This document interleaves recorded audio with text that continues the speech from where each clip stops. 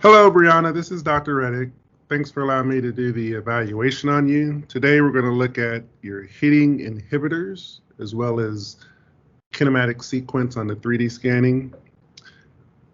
Hitting inhibitors impact power, contact, as well as efficiency. I'm going to be looking for 12 characteristics today to see if those are impacting your hitting. The first thing we look for is sway.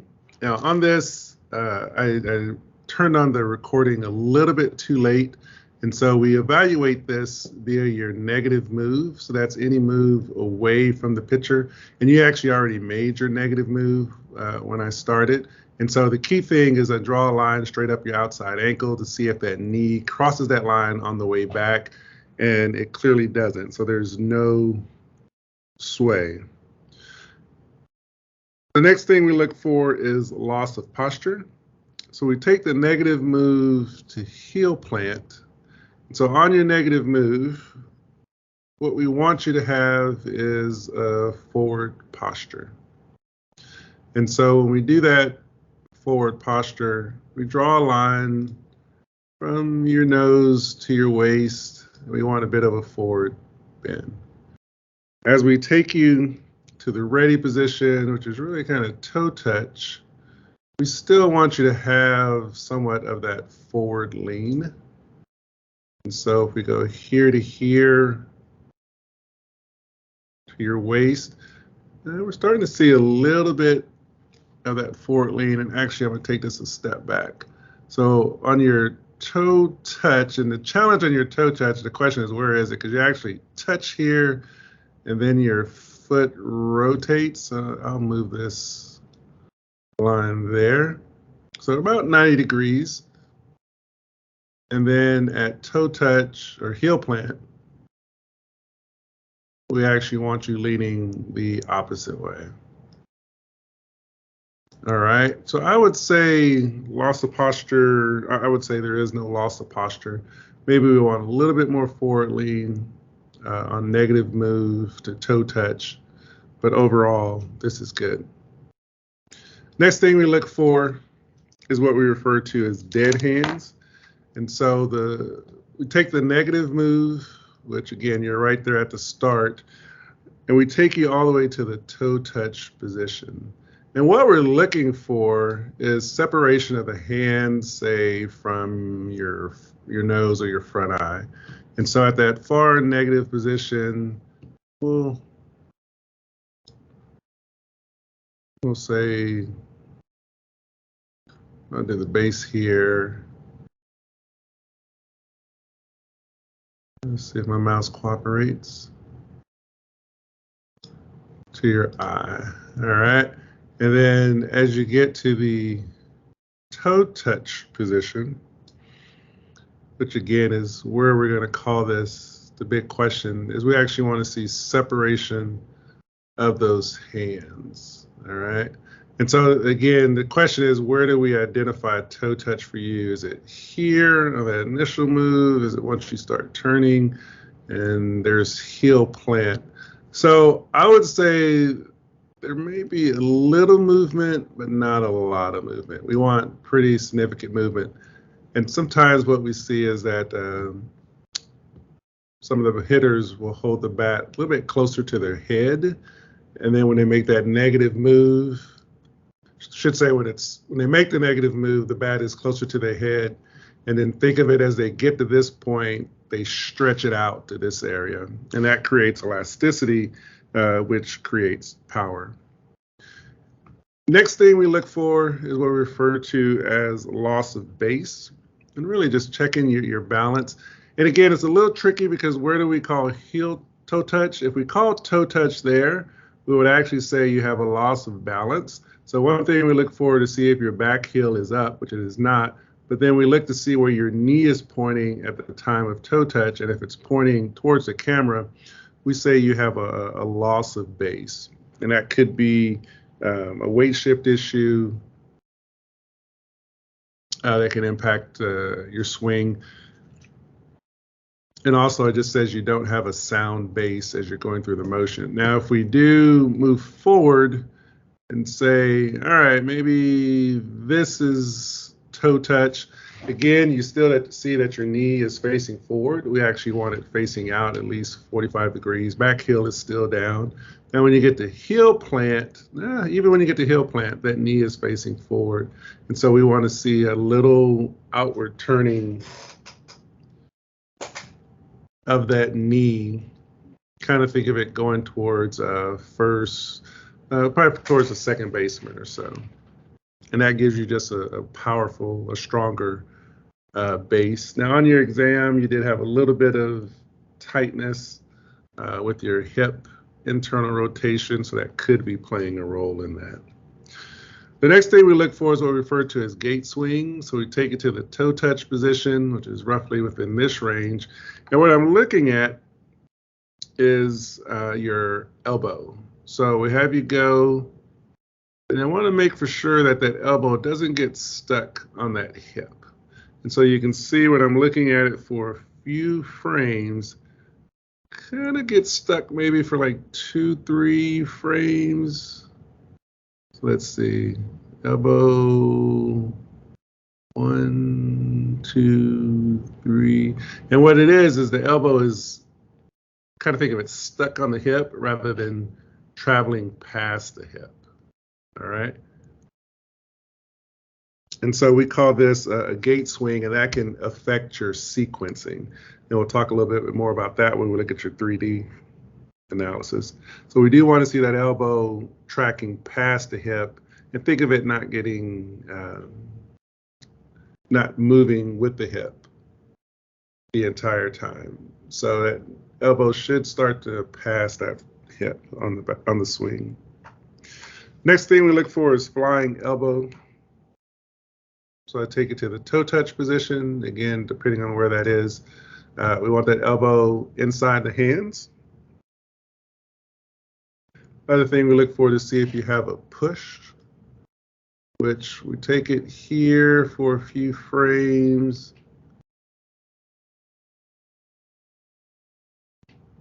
And we want to make sure that elbow is lined up with the hands.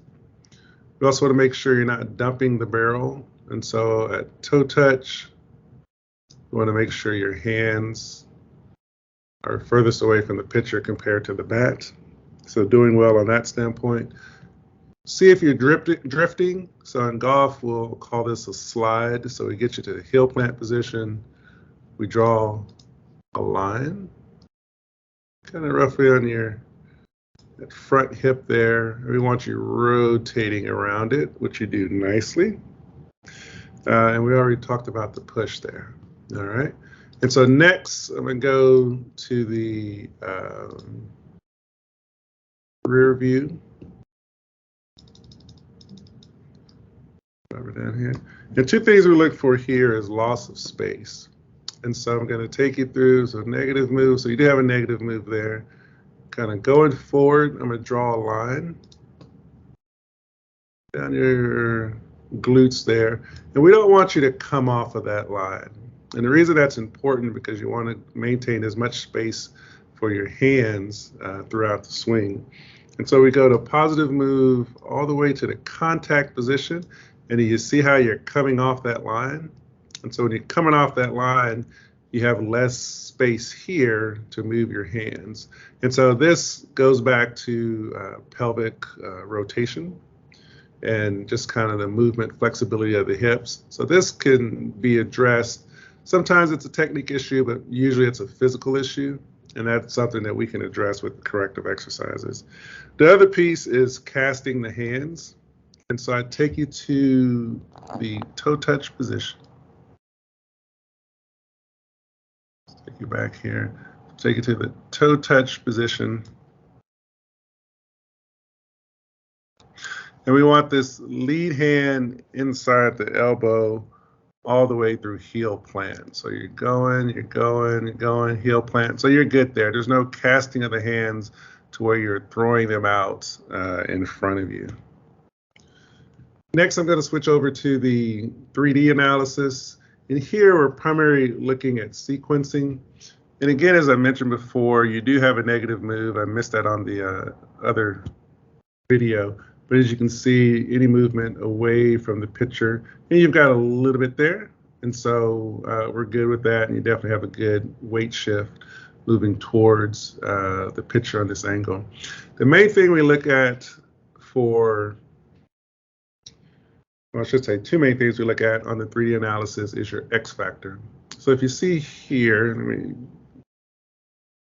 blow this up a little bit if I can. So we look at your X factor. Yeah, cooperate. There we go. All right, and so we say, your base rotation about 12.4, and then we look at your peak rotation, which is about 36, 37. And so you have an X factor of 23, and that X factor is that the difference between the rotation of your shoulders as compared to your pelvis.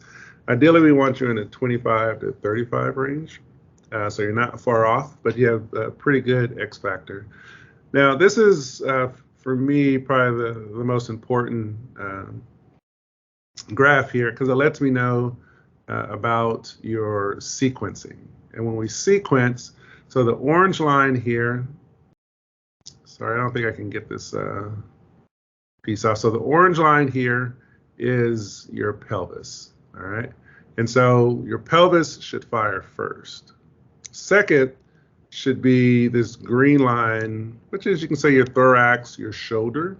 And then lastly, your lead arm should fire. And so we should see a sequence, meaning that the orange line should peak first, then the green line, then the red line. So based off your 3D analysis, you're actually peaking first with your lead arm. And so this means you're out of sequence. And so we want those hips firing first, the orange line, then the thorax, then the shoulder, the green line, and then the arms. And so what this translates to is a loss of power. And so if we can improve that efficiency and make sure your hips are firing first, transfer that power to your thorax and shoulders, and then transfer that power to your arms, you can actually generate more power. And as you can see here, you're actually generating a lot of power in your upper body, but it's happening first.